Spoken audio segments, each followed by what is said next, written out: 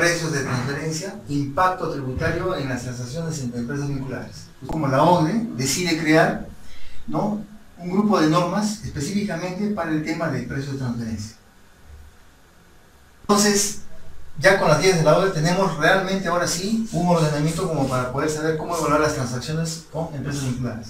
En el caso del Perú, tenemos el impuesto a la renta y el reglamento de impuesto a la renta, que señala exactamente cómo se debe valorar una transacción efectuada en empresas vinculadas, ¿no? Entonces, vamos a ir desarrollando. Hay algo que es importante en esto y es el riesgo que implica hacer transacciones de una empresa con su empresa vinculada, ¿no? Por ejemplo, preguntas que ocurren, ¿no? ¿Qué implicancias tributarias tendrían los resultados, las desviaciones que puedan ocurrir como consecuencia de evaluar la transacción cuando no se evalúa el mercado? En el caso presente, ¿qué hacer para evitar, ¿no?, y corregir las desviaciones a fin de año, ¿no? Una alternativa podría ser empezar el estudio en el mismo periodo en curso. Y si no estoy en los valores de mercado después de haber presentado mi declaración jurada de impuesto a la renta, es decir, en el mes de abril, ¿no?, ¿qué puedo hacer de aquí hacia el futuro, ¿no? Y la otra alternativa sería, ¿qué pasa cuando yo tengo transacciones que no hay comparables tipo regalías? Entonces necesitaría fundamentalmente ir a las bases internacionales, ¿no? Bueno, otro aspecto importante también que hay que tomar en cuenta: hoy en día existen territorios de baja o nula imposición tributaria cuyas transacciones ejecutadas de una empresa domiciliada en el Perú tienen la obligación de probar que está valorado el mercado.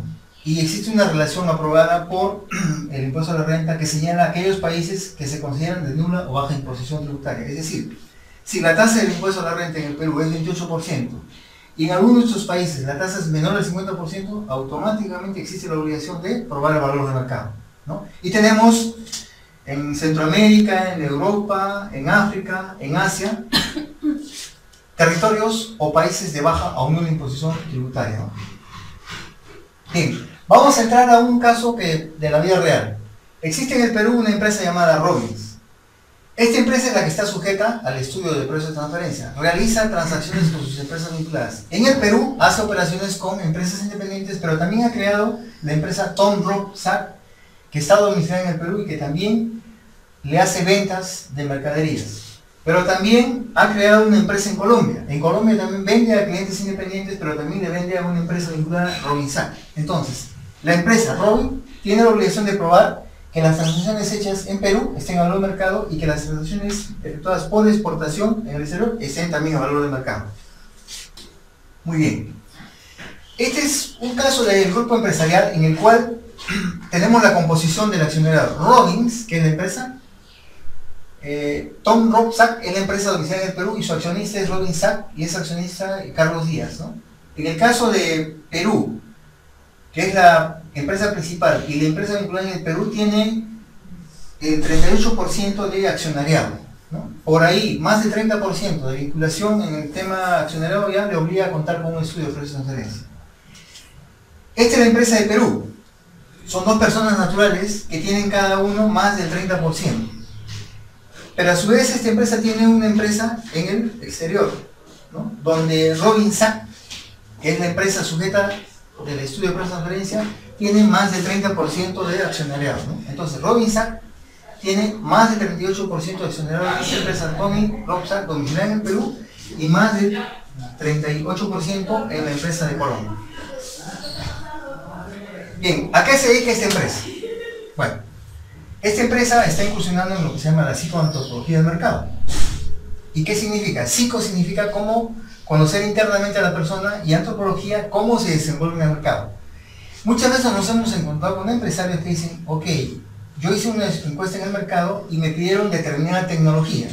Compré lo último de tecnología, traigo el producto y cuando lo pongo a la venta resulta que el mercado no me lo compra y me quedo con un stock grande, ¿no? Este tipo de empresa se dedica a la investigación del comportamiento psicoantropológico del mercado. Estos tipos de lentes, por ejemplo, son los que permiten ver dónde está focalizada la vista del posible consumidor o comprador, ¿no? Estos son unos lentes especiales cuya información la capta y la transmite a un sistema que se llama el TOBI. El TOBI es un sistema sueco que capta los puntos de atención. Cuando uno va a comprar a una tienda, digamos, de electrodomésticos, la vista no está enfocada en el letrado del precio ni tampoco en determinada publicidad, sino va a algo directamente que le interesa a la persona. Entonces, este tipo de lente capta por el color del campo electromagnético a dónde está fijado el punto de vista, ¿no? Y así podemos saber si un producto que lo presentamos, si el envase que lo presentamos, el color que presentamos o la letra que presentamos llama la atención. Es todo un proceso de computarizado que al final otorga un resultado. También sirve para medir, por ejemplo, cómo es la expresión facial de las personas, de los políticos, ¿no? Y por ahí podemos saber si está con cólera, con pena, con tristeza, con ansiedad, con angustia o está tranquilo. Entonces, este tipo de tecnología permite saber exactamente cuándo el consumidor va de compras, qué es lo que va a comprar. Entonces, ¿qué hace esta empresa? Como se quedó con toda esta tecnología y el mercado no responde, es que decide parte de esta mercadería venderla subvinculada en el Perú y venderla subvinculada en el extranjero, ¿no? Se vio obligada, a raíz de que no había rotación, a venderla, esta mercadería, para no quedarse con un stock ocioso. Bueno, entonces aquí podemos ver algunas ventas que ocurren en el periodo, ¿no? Resulta que en el Perú, esta empresa sujeta a la obligación le vendió a su vinculada Tomsa el 9% de las ventas y el resto a independientes. Y en el exterior, el total de exportaciones, el 11% lo vendió a su empresa vinculada en Colombia, que equivale a 24 millones, y el resto lo vendió a empresas ubicadas en Colombia, ¿no? Entonces, el total de ventas de esta empresa en el año suma 223 millones. Bueno, como podemos apreciar acá a continuación, ¿qué podríamos hacer ahora? Necesitaríamos recurrir a cuáles son los métodos que nos van a permitir poder evaluar esta transacción. Sabemos que existen 6 tipos de métodos, ¿no? 3 transaccionales y 3 marginales. Los transaccionales son precio comparable no controlado, es decir, cuando tú utilizas un comparable que es independiente, ¿no? Luego viene el costo adicionado que es utilizado por las empresas que son industriales. Luego tienes el precio de reventa, que es cuando tú haces operaciones comerciales, ¿no? El método preferido, por supuesto, que es el precio comparable no controlado. Cuando el análisis de transacción no encaja dentro del precio comparable no controlado, tampoco con el costo adicionado y mucho menos con el precio de reventa, tenemos los marginales, que son 3: partición de utilidades, residual de partición de utilidades y margen neto transaccional. El más común y el más usado es el margen neto transaccional, ¿no? Entonces, resulta ser que ahora necesitamos revisar si existen comparables internos. Lo primero que hay que hacer es determinar si hay comparables internos. Entonces, revisamos la contabilidad y efectivamente, si hay comparables internos en el caso del mercado nacional, porque la empresa le vendió a su vinculada y le vendió a empresas independientes. Este es el volumen de la cantidad y los valores unitarios. Igual, resulta que revisar la contabilidad, en el caso de exportaciones, tiene la venta efectuada a su vinculada en Colombia como también a clientes independientes en Colombia, tiene la cantidad y tiene los valores unitarios. Entonces, aquí estamos evidenciando que sí existen comparables internos y esto es elemento indispensable para hacer el análisis respectivo. Bien, cuando hacemos con esos valores de mercado de los independientes el análisis, podemos establecer rango interportil. La norma me permite establecer, cuando hay una variedad de precios, un rango interportil para encontrar el valor del mercado. Entonces, en lo que respecta a las ventas nacionales, el rango interportil está entre el cuartil 25 y el cuartil 75. Los precios caen entre 1975 y 2125. ¿A cómo le vendió a su vinculada? A 1970. Por lo tanto, el valor de ventas a su vinculada estaría fuera del valor de mercado y por lo tanto el ajuste tendría que ser sobre la mediana. ¿Cómo va en el caso de las exportaciones? El rango interportil, utilizando la información independiente que existe en la contabilidad, me señala que el cuartil 25 es 1700 y el cuartil 75 es 1900. Quiere decir que el valor de mercado debe estar entre esos valores. ¿Cuál es el valor que obtenemos en la operación con Rolling que está ubicada en Colombia? 1660, o sea, estaría fuera del valor de mercado. Bien, cuando hacemos el tema de la valorización, el valor que yo le vendí a la vinculada es 19.700.000 en el Perú y en el caso de la exportación a Colombia es 24 millones. El valor del mercado resulta ser que es 20.500.000 y por lo tanto hay una diferencia de 800.000 soles que hay de subvaluación en el valor de venta. En el caso de la exportación, el valor del mercado es 27 millones, comparado contra los 24 millones que le facturó, existiría una diferencia de 2.100.000. La suma total de la diferencia de valor del mercado es 2.900.000. A esto tendríamos que aplicarle la tasa del impuesto de renta, que sería el 28%, y el costo tributario estaríamos hablando de $812.000 que tendría la empresa que reintegrar, ¿no? Vía declaración jurada.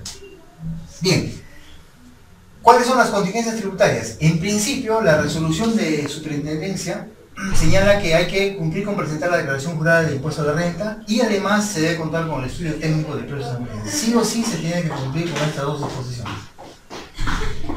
Bien, vamos viendo que si no cumplimos con esto vienen las infracciones, ¿no? Hay la obligación de declarar el PET 3560 y hay la obligación de contar el estudio técnico de precio de transferencia. Si no cumplo con esto, hay una infracción por no presentar el PET y hay una infracción por no exhibir o presentar el estudio técnico de precio de transferencia. ¿Cuál es la sanción? Puede ser el 30% de la UIT o el 0.6% de los ingresos, ¿no? Siempre y cuando no sea menor al 10% de la unidad y mayor a 25 UITs, ¿no? Es igual en el caso del PET o en el caso de no contar con el estudio, el tipo de sanción es la misma. Bien, ¿qué beneficios obtengo yo con el estudio técnico de precio de transferencia, ¿no? Que me sirve porque puedo contar con una herramienta para un buen planteamiento tributario. De esa manera puedo minimizar o reducir el posible efecto tributario con mis transacciones. Si yo puedo hacer el estudio con la anticipación debida, podría saber cuáles son mis valores de mercados y evitaría que exista un ajuste tributario post ejercicio, que terminaría quitándome liquidez. Si lo hago con tiempo el estudio, pues tendría la facilidad de contar con los recursos apropiados. Y la otra es que me va a ayudar el estudio técnico de precios de transferencia a identificar debilidades. Por ejemplo, ¿qué pasa con el control de stock? Si mi margen, ¿no?, es inferior al margen de mercado, ¿cómo puedo hacer para regular mi política de precios? Y si yo quisiera analizar mis transacciones, tendría elementos como para poder analizar, ¿no?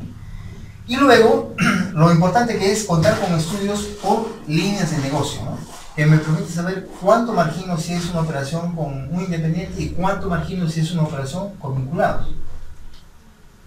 Bueno, esto de acá es muy importante y este es el valor agregado que surge como consecuencia del estudio técnico de precios de transferencia. ¿Qué otros servicios más hay alrededor del estudio? Pues el estudio no es el único servicio que se brinda. Lo primero que se hace es el diagnóstico. Hay empresas que requieren únicamente el diagnóstico. Luego viene el estudio técnico de precios de transferencia. Hay empresas que requieren el diagnóstico y el estudio que lo haga la misma consultora o pudiera ser contratado independientemente. Luego tenemos el estudio de prospección de precios. Es como que la empresa quiere saber hoy en día cómo fijar sus precios para el futuro, de tal manera que los precios tengan valor de mercado. Otro servicio puede ser la generación de la documentación, de acuerdo al artículo 32A y al reglamento del impuesto a la renta, que te exige un determinado volumen de documentación. Otro tipo de servicio es revisar estudios de precios de transferencia cuando estamos en una fiscalización.